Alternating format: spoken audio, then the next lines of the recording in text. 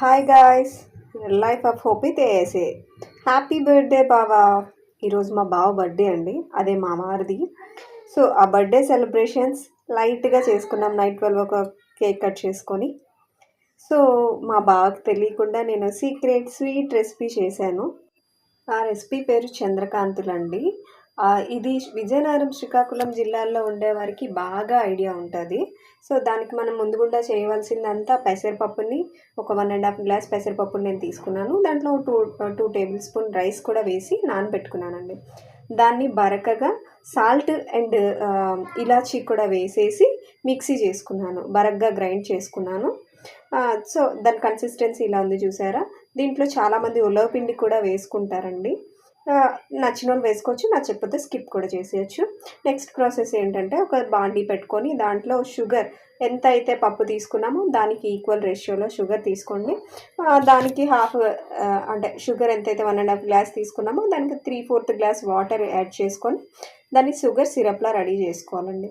చాలామంది ఈ సిరప్లో కూడా ఇలాచీ వేసుకుంటారు, ఎవరిష్టం వాళ్ళదండి. నేను మిక్సీ చేసుకున్నప్పుడే పప్పుతో పాటు చేసేసాను.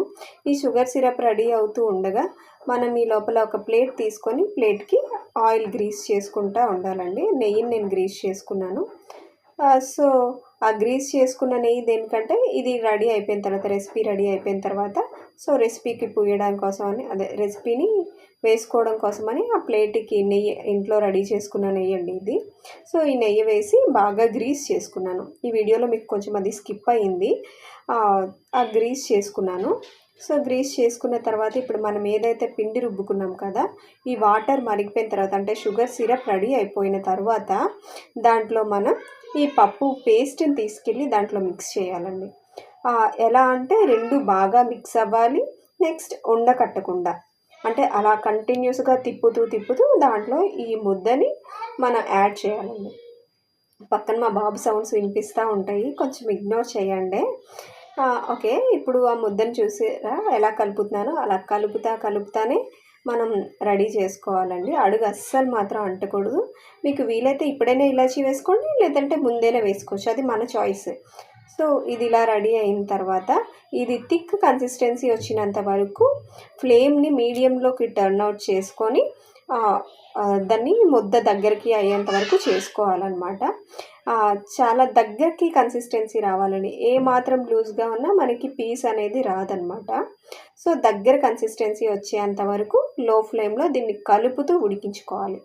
పెసరపప్పు బాగా ఉడికిపోయిన తర్వాత ఆ కన్సిస్టెన్సీ చూడండి, అలా దగ్గరగా అవుతూ ఉంటుంది. మీరు నా వీడియోస్ చూస్తున్నారు కానీ ఎవరు సబ్స్క్రైబ్ చేయట్లేదండి, సబ్స్క్రైబ్ కూడా కొట్టేయండి. ఇలాంటి మంచి మంచి రెసిపీస్తో మీ ముందు వస్తాను. చూసారా కన్సిస్టెన్సీ అలా ముద్దగా అయిన తర్వాత దాంట్లో కొంచెం నెయ్యి వేసుకొని అడుగంటకుండా చూసుకోండి. ఇప్పుడు మనం గ్రీస్ చేసిన ప్లేట్ ఏదైతే ఉందో దానిలోకి ఈ ముద్దనంతా తీసేసుకొని ఫుల్గా ట్యాప్ చేసుకోండి, అంటే పళ్ళెం నిండా పరిచేసుకుంటే, అంటే 1/2 ఇంచ్ మందం ఉంటే సరిపోతుందండి. ఇంకా ఎక్కువ థిక్నెస్ అయితే వేగడానికి టైం పడుతుంది, వేగినా బాగోదన్నమాట, కొంచెం టైట్ అవుతాయి. సో నేను ఇది తీసుకున్న ప్లేటే 1/2 ఇంచ్ ప్లేట్ తీసుకున్నాను. సో దానికి ఈక్వల్ లెవెల్లో అడిచేసుకున్నాను అనమాట. నా దగ్గర ప్లేట్ ఉంది, ప్లేట్కి కొంచెం వాటర్ తడి చేసి హీట్గా ఉంటే, సో దాంతో అలా అడిచేసి కాసేపు ఆరనివ్వాలండి. బాగా ఆరిన తర్వాతకి మనం దీన్ని పీసెస్లా కట్ చేసుకోవాలి. ఎవరికి ఏ షేప్ నచ్చితే ఆ షేప్ చేసుకోవచ్చండి. ఈ షేప్ ఏంటి ఇలా ఉంది, ఆ షేప్ ఏంటి ఇలా ఉంది అనుకోవడానికి అస్సలు లేదు. ఎవరికి నచ్చిన షేప్లో వాళ్ళు కట్ చేసుకోవచ్చు. సో నేను రాంబస్ షేప్ తీసుకున్నాను. నెక్స్ట్ ప్రాసెస్ ఏంటి అంటే, వేరే కళాయి తీసుకొని అది బాగా హీట్ అయిన తర్వాత దాంట్లో ఆయిల్ వేయాలండి. ఈ పీసెస్లా మనం కట్ చేసుకున్న ముక్కలు అయితే ఉన్నాయో వాటిని ఫ్రై చేసుకోవడానికి అనమాట. ఈ ఆయిల్ బాగా మరగనివ్వాలండి. బాగా మరిగితేనే దానికి మంచి బ్రౌనిష్ కలర్ అనేది వస్తుంది.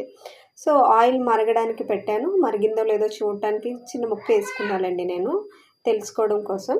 సో ఆయిల్ మరిగిన తర్వాత ఒక్కొక్క పీస్ని మనకి కళాయి పట్టిన స్పేస్ని బట్టి ఎన్ని వీలైతే అన్ని మనం ఎన్ని టర్న్ చేసుకోగలమో అన్ని వేసుకోవచ్చు. సో ఒక్కొక్క పీస్ని నేను అందులో వేసుకొని ఫ్రై చేసుకున్నాను అనమాట. అది గోల్డెన్ బ్రౌన్ షేడ్ వచ్చేంత వరకు ఫ్రై చేసుకున్నానండి. ఇది నేను మా బావకి తెలియకుండా చేస్తున్న స్వీట్. ఈ రెసిపీని మా విజయనగరం, శ్రీకాకుళం జిల్లాలో చాలామందికి తెలుసు, ఇంచుమించు అందరికీ తెలిసే ఉంటుందండి. ఇది పాతకాలం నుంచి వస్తున్న వంట. దీన్ని చంద్రకాంతులు అని అంటాం మేము. చూసారా ఎలా బ్రౌన్ కలర్లో రెడీ అయిపోయాయో. మా బావ కోసం వెయిట్ చేస్తున్నాయి స్వీట్ కూడా. ఎనీవే అందరూ సబ్స్క్రైబ్ చేసేసుకోండి, ఒక్క లైక్ ఇవ్వండి వీడియో నచ్చితే.